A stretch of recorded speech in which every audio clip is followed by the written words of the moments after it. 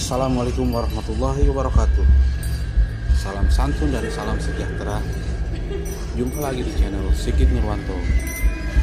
Kali ini Sigit Nurwanto akan bercerita tentang legenda Meriam Ki Amuk, jelmaan prajurit Demak yang dikutuk. Ini adalah sejarah dan legenda di kota Banten. Kesultanan Banten adalah merupakan salah satu kerajaan Islam terkuat di wilayah Nusantara selama hampir 3 abad, mulai dari abad ke-15 hingga 18. Kesultanan Banten mampu bertahan, bahkan mencapai kejayaan yang luar biasa. Padahal, di waktu bersamaan, penjajah dari Eropa telah berdatangan dan menanamkan pengaruhnya. Begitu kuatnya, sehingga sejarawan Belanda kenamaan J. de Graaf menyatakan pada abad 17 ada 2 adidaya yang sangat disegani Belanda di kawasan Jawa waktu itu, yakni Mataram dan Banten. Penilaian de Graaf merujuk pada kualitas dan kuantitas pertahanan militer Kesultanan Banten. Selain dikenal memiliki pasukan infanteri yang terlatih, benteng pertahanan kokoh, dan angkatan laut yang kuat, pertahanan militer Banten juga dilengkapi perangkat artileri yang mampu dan mumpuni pada zamannya. Salah satu yang legendaris adalah Meriam Ki Amuk. Selain Ki Amuk, terdapat juga Meriam Si Jagur.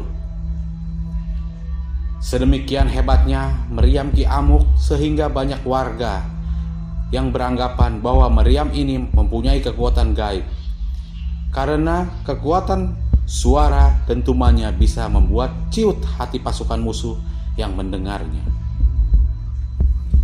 Selain itu, ketika meledak dapat membuat musuh kocar-kacir. Hal ini dibuktikan ketika melawan armada laut Portugis maupun Belanda yang akan mendarat di pantai Banten pada abad ke-15 dan abad ke-16. Belanda. Hal ini dibuktikan ketika melawan armada laut Portugis maupun Belanda yang akan mendarat di pantai Banten pada abad ke-15 dan abad ke-18. Konon, kedua meriam kembar ini, Ki Amuk dan Si Jagur, adalah jelmaan dari prajurit Demak yang dikutuk sehingga berubah wujud menjadi meriam.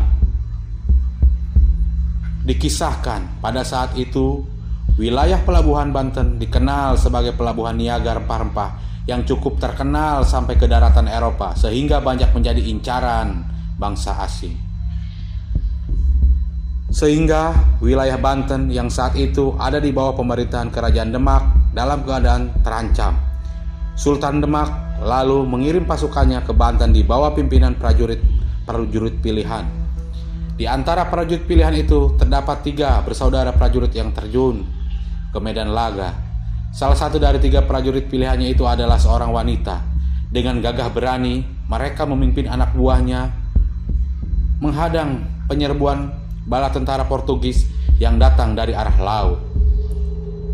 Nah, saat menjalankan tugas negara itulah 2 kakak beradik, lelaki dan perempuan, yang ternyata kembar itu melanggar larangan leluhur mereka, yakni dengan mandi air laut pada waktu matahari bersinar terik.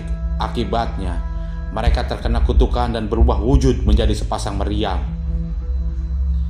Melihat kejadian yang menimpa saudara kembarnya itu, si adik berniat untuk membawa pulang kedua meriam itu ke Demak untuk dipersembahkan pada rajanya. Untuk memudahkan membawanya, kedua meriam itu lalu dipasangi 2 buah gelendang oleh seorang pandai besi yang sempat tinggal di sebuah desa di kaki gunung. Desa tempat pandai besi yang memberi tambahan gelang pada meriam itu lalu diberi nama Pandeglang, yang akhirnya menjadi nama kota Pandeglang. Sebelum dibawa pulang, kedua meriam ini dipakai untuk menggempur musuh yang akan mendarat di pantai Banten. Ternyata kedua meriam itu memberi andil yang cukup besar dalam peperangan yang berkecamuk di pantai Banten tersebut. Kedua meriam itu nampak seperti mengamuk dengan menimbulkan suara menggelegar memuntahkan peluru ke arah musuh-musuhnya. Akibat jasanya itu, kedua meriam itu lalu diberi nama Ki Amuk dan Si Jagur. Ki Amuk bisa dilihat di Museum Situs Banten Lama, namun Si Jagur sekarang berada di Museum Fathahillah Jakarta. Meriam Ki Amuk atau juga yang menyebut sebagai Ki Jimat memiliki ukuran diameter mulut luar 0,59 meter, mulut dalam 0,32 meter, dan diameter di ujung maksimal 0,370 meter dengan total panjang 3,45 meter. Ada juga versi lain mengenai asal mula meriam ini. Salah satunya mendapat dari ahli sejarah yang mengatakan meriam Ki Amuk merupakan hadiah dari Sultan Trenggono dari Demak kepada Sunan Gunung Jati. Tapi ada yang menyatakan meriam Ki Amuk merupakan hasil rampasan perang dari Belanda serta hadiah dari Kompeni Belanda. Tapi yang jelas meriam ini sangat membantu Kesultanan Banten saat berperang melawan penjajahan pada zamannya. Jarak tembak yang jauh, suaranya yang menggelegar, menjadikan meriam Ki Amuk sebagai senjata pamungkas dan andalan yang paling ditakuti sehingga membuat para musuh lari tunggang langgang. Oleh karena itulah meriam ini disebut dengan meriam Ki Amuk. Dia selalu mengamuk di tengah-tengah pasukan musuh.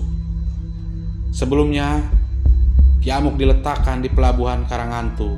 Akan tetapi karena warga setempat beranggapan meriam ini mempunyai kekuatan gaib, sehingga banyak warga menjalankan ritual-ritual seperti melempar koin atau memeluk moncongnya yang konon kalau pergelangan tangan yang bisa bertemu maka orang tersebut akan kaya raya.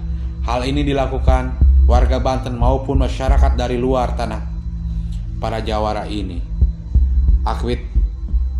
Akibatnya meriam itu kemudian dipindahkan ke Banten Lama, tepatnya di depan museum.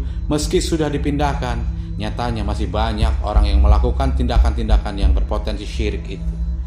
Sementara itu, mengutip keterangan Hossein